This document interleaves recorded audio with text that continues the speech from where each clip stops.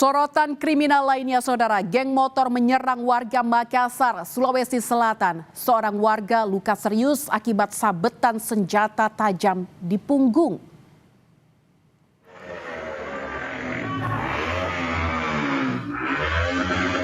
Geng motor menyerang warga di Jalan Abu Bakar, Lambogo, Kecamatan Makassar.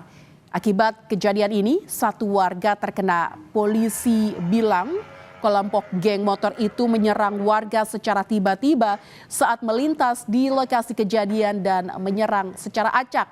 Polisi kini mengejar para pelaku.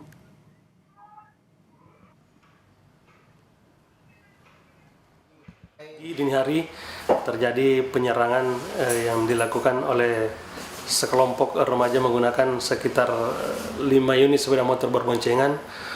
Tiba-tiba melakukan penyerangan terhadap anak-anak remaja yang nongkrong di pinggir jalan. TKP-nya yaitu di sekitar Jalan Abu Bakar Lambogo, Kecamatan Makassar, mengakibatkan salah satu anak mengalami luka akibat terkena senjata tajam. Korban saat ini sementara masih dalam perawatan di rumah sakit.